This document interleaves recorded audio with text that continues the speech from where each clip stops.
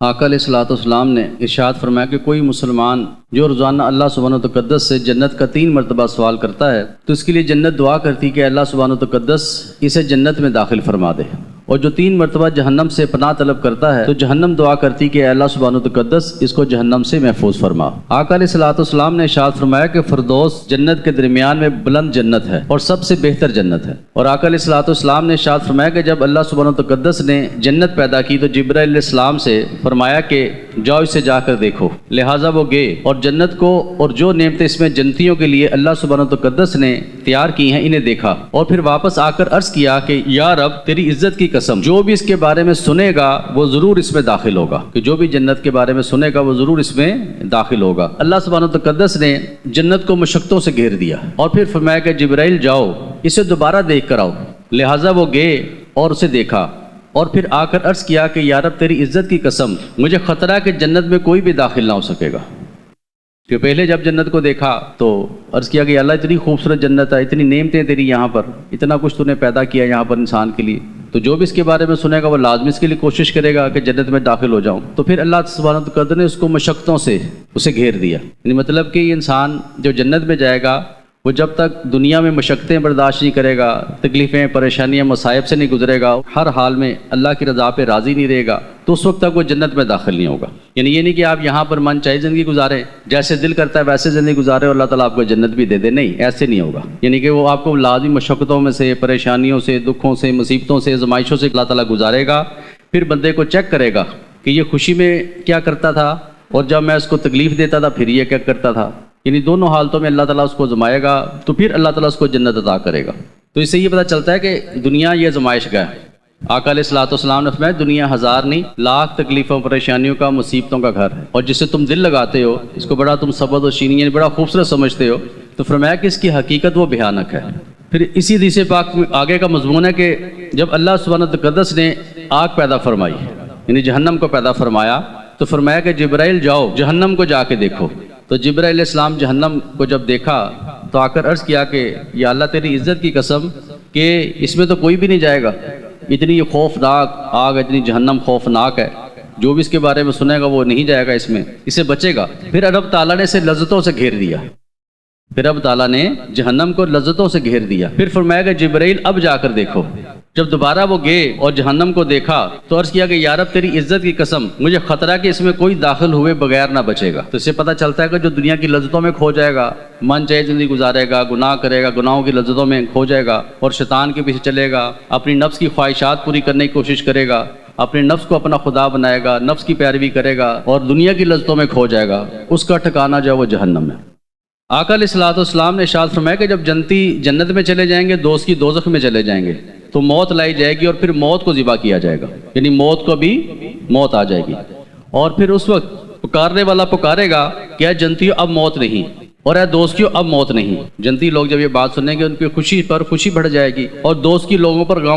غم زیادہ ہو جائے گا کہ اب موت کو بھی یعنی موت آ گئی، اب تو ہمیشہ ہمیشہ ہمیشہ وہ جنت میں رہیں گے، تو وہ خوش ہو جائیں گے، اچھا اب تو موت نہیں ہے، ہمیشہ ہمیشہ کی زندگی ہے، جنت کی زندگی ہے، جنت میں چلے گئے تو ہمیشہ ہمیشہ انسان نے وہاں پر رہنا ہے، یعنی وہاں کی نعمتیں جو ہوں گی ان کی لذتیں ہر لمحہ بڑھتی جائیں گی، ہر پل بڑھتی جائیں گی، وہاں کی نعمتیں بڑھتی جائیں گی۔ آقا علیہ الصلوۃ والسلام نے ارشاد فرمایا کہ میں نے جنت میں جھانکا تو اس میں غریبوں کو زیادہ پایا، اور جہنم میں جھانکا تو عورتوں کو زیادہ پایا، یعنی صحیح پتہ چلتا ہے کہ جو غریب ہوگا ٹھیک ہے اللہ تعالیٰ اس کے لیے جنت آسان فرما دے گا۔ آقا علیہ الصلوۃ والسلام نے فرمایا میری امت کے جو سیدھے سادے بھولے والے لوگ ہوں گے نا، سب سے زیادہ آسانی کے ساتھ اور پہلے جنت میں داخل ہو جائیں گے۔ اور آقا علیہ الصلوۃ والسلام نے ارشاد فرمایا کہ جب روز قیامت لوگ اپنی قبروں سے نکلیں گے تو کچھ لوگ ایسے ہوں گے جن کو پر لگیں گے اور وہ آسانی کے ساتھ جنت طرف جائیں گے، تو فرشتے کہیں گے بھی تم کدھر جا رہے ہو، 50,000 سال کا دن بھی لگنا ہے، حساب کتاب ہونا ہے، اعمال تولے جانے ہیں، تو تم کدھر جو ہے وہ ایسے جا رہے ہو بغیر حساب کتاب کے۔ تو حدیث پاک میں آتا ہے وہ کہیں گے کہ ہمارے پاس تو دنیا میں تھا ہی کچھ نہیں، نہ کوئی مال تھا، نہ ہم نے مال جمع کیا، نہ ہم نے کسی کے ساتھ زیادتی کی، ہم اس حال میں اپنے رب سے راضی تھے، اس غربت میں بھی، اس غریبی میں بھی ہم اپنے رب سے راضی تھے، تو ہم نے کسی چیز کا حساب دینا ہے، ہم نے نہ مال جمع کیا، نہ ہم نے کسی پہ زیادتی کی، نہ ظلم کیا، نہ کسی کا مال نہ کھایا، ہم اللہ کی رضا پہ راضی تھے۔ تو اللہ کو حکم ہوگا ٹھیک ہے ان کو جنت میں جانے دو، تو آتا ہے کہ وہ پر لگیں گے اور اڑتے اڑتے وہ جنت میں چلے جائیں گے۔ یہ تو روز محشر کھلے گی اس کی حقیقت، اور میں کہ اس روز محشر کے دن جو ہوگا وہ لوگ ہوں گے ہلکے پھلکے ہو کر جو آسانی کے ساتھ جو ہے وہ اڑتے اڑتے جنت میں چلے جائیں گے۔ اب اس کی وجہ کیا ہوگی؟ وہ غریب لوگ ہوں گے، اس غربت میں بھی رب کی رضا پہ راضی ہوں گے کہ یا اللہ ٹھیک ہے جس حال میں تو نے رکھا ہم تجھ سے راضی ہیں۔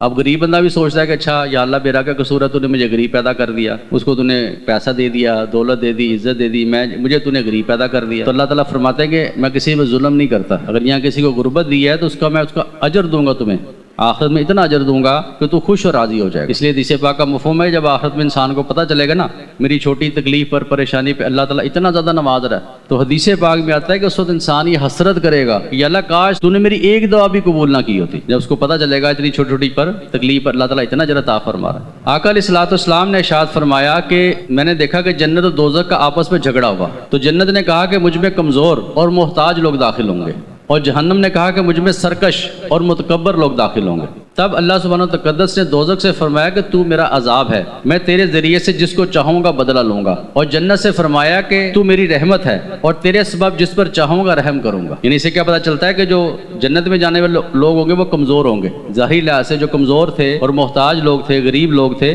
یعنی وہ آسانی سے جنت میں داخل ہوں گے، اور جہنم میں جو جانے والے لوگ ہیں وہ متکبر ہوں گے، تکبر کرنے والے ہیں، غرور کرنے والے ہیں، اور سرکش یعنی نافرمانی کرنے والے، اللہ تعالیٰ کی نافرمانی کرنے والے سرکش ہیں، یعنی اس سے وہ جہنم میں جائیں گے۔ آقا علیہ الصلوۃ والسلام نے ارشاد فرمایا کہ مجھ کو جبرائیل علیہ السلام نے خبر دی کہ جنت کی زمین خالص سونے کی ہے، جنت کے دروازوں یعنی ایک دروازے سے دوسرے دروازے تک کا فاصلہ، درمیانی فاصلہ 40 سال کے سفر کے برابر ہے، اور جنت کے ایک درخت کے سائے میں اگر گھوڑا سوار 100 برس تک بھی چلتا رہے، 100 برس تک بھی چلتا رہے تو وہ جس کا جو سایہ وہ ختم نہیں ہوگا۔ آقا علیہ الصلوۃ والسلام نے ارشاد فرمایا جب بھی تم اللہ سبحانہ وتعالی سے مانگو تو جنت الفردوس ہی مانگو، یعنی جنت الفردوس کا سوال کیا کرو، کیونکہ وہ سب سے اعلیٰ اور بہترین جنت ہے، اور اس کے اوپر اللہ رحمان اور رحیم کا عرش معلیٰ ہے، اور جنت کی تمام نہریں اسی جنت الفردوس سے جاری ہوتی ہیں۔ جنت میں پانی کا سمندر، دودھ کا سمندر، شہد کا سمندر، پاک شراب کا سمندر ہے، اور پھر ان سمندروں سے نہریں نکلتی ہیں۔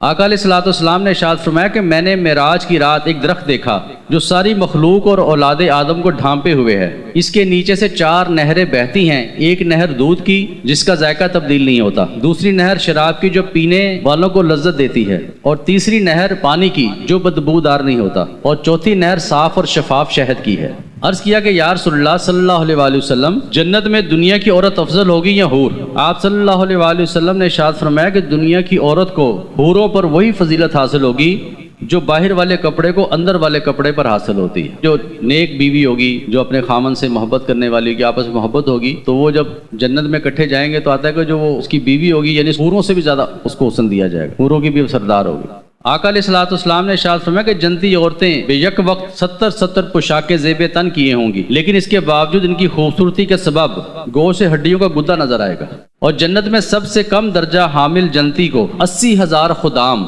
اور 72 حوریں عطا کی جائیں گی، اس کو یعنی کو 80,000 خادم عطا کیے جائیں گے اور 72 حوریں عطا کی جائیں گی۔ آقا علیہ الصلوۃ والسلام نے ارشاد فرمایا کہ مجھے اس ذات کی قسم جس کے قبضہ قدرت میں میری جان ہے، اہل جنت میں سے ہر جنتی کو کھانے پینے، جمع اور شہوت میں 100 آدمیوں کے برابر قوت عطا کی جائے گی۔ اللہ سبحانہ وتعالی فرماتا ہے کہ میں نے اپنے نیک بندوں کے لیے نعمتیں جنت میں تیار کی ہیں جو نہ کسی آنکھ نے دیکھی، نہ کسی کان نے سنی، اور نہ کسی انسان کے گمان میں گزر سکتی ہیں۔ آپ جتنا بھی خیالوں میں سوچ لیں اچھا ایسے ایسے خوبصورتی ہوگی، ایسے یہ لذتیں ہوں گی، یہ مزے ہوں گے، ایسی جنت ہوگی، ایسی ہوگی، فرمایا نہیں، تمہارے گمان میں پھر بھی نہیں آ سکتا۔ آپ دیکھیں انسان کی فطرت میں ہے نا، انسان چاہتا ہے کہ اچھا زیادہ زیادہ میرے پاس مال و دولت ہو، میرے پاس جناب عیاشی کا سامان ہو، میرے پاس عورتیں ہوں، اور میرے پاس زمینیں ہوں، جائیداد ہو، تو انسان کی فطرت میں ہے۔ اب اللہ دیکھے فرما رہا ہے کہ اے بندے تھوڑا سا صبر کر لے، یعنی میرے کہنے کے مطابق، میرے حکم کے مطابق اپنی خواہش کو میرے خواہش کے تابع کر لے۔ تو اللہ کہتا ہے بندے تجھے سب کچھ دوں گا، تجھے عورتیں بھی دوں گا، تجھے شراب بھی دوں گا، تجھے جو تو چاہے گا، جو تیرا دل کرے گا کھانے پینے کا، جو تو چاہے گا، جو تیری خواہش ہوگی، کوئی ایسی خواہش نہیں جو میں تیری پوری نہ کروں، جیسے تو چاہے گا، جیسے خواہش تو کرے گا میں تیری پوری کروں گا، لیکن تو پہلے دنیا میں اپنی خواہش کو میری خواہش کے تابع کر، میری خواہش کے پیچھے چل، تو انقریب میں تیری ہر خواہش پوری کر دوں گا۔ تو جنہیں یہ حقیقت کھل گئی، جن پر یہ حقیقت کھل گئی کہ دنیا فانی ہے اور فنا ہونے والی ہے اور اصل زندگی آخرت کی ہے، دیکھیں ان کی زندگیاں کیسی زندگیاں تھیں۔ وہ تو نیکی کی طرف لگ جاتے تھے، اللہ کو راضی کرنے والے کام کرتے تھے، وہ دنیا کہتے ہیں نقصان ہوتا ہو جائے خیر ہے، بس میری آخرت خراب نہ ہو۔ اولیاء کرام کی واقعات دیکھتے ہیں، پڑھتے ہیں، اس میں یہ نظر آتا ہے نا آپ کو، انہیں دنیا سے دل نہیں لگایا، انہیں دنیا کو چھوڑ کر اللہ رسول سے اپنی لو لگائی، اللہ رسول سے تعلق جوڑا اور اللہ رسول کے احکامات پہ چلے، اس لیے کہ ان پہ حقیقت کھل گئی تھی۔ اب حضور خواجہ سرکار اکثر یہ فرمایا کہ دیکھو جی وقت تھوڑا ہے اور مقابلہ سخت ہے کہ کام کام کام. حضور خواجہ سرکار کہتے ہیں آپ تھوڑا آرام بھی کیا کریں, تو آپ فرماتے ہیں مرنے کے بعد لمبا آرام ہی ہے آخرت میں. ابھی تو وقت ہے کہ اپنا تم زیادہ محنت کر لو, کوشش کرو آخرت کے لیے, نیکیاں اکٹھیاں کرو, اللہ کو راضی کرو, اچھے اچھے کام کر لو. وقت تھوڑا ہے اور مقابلہ سخت ہے.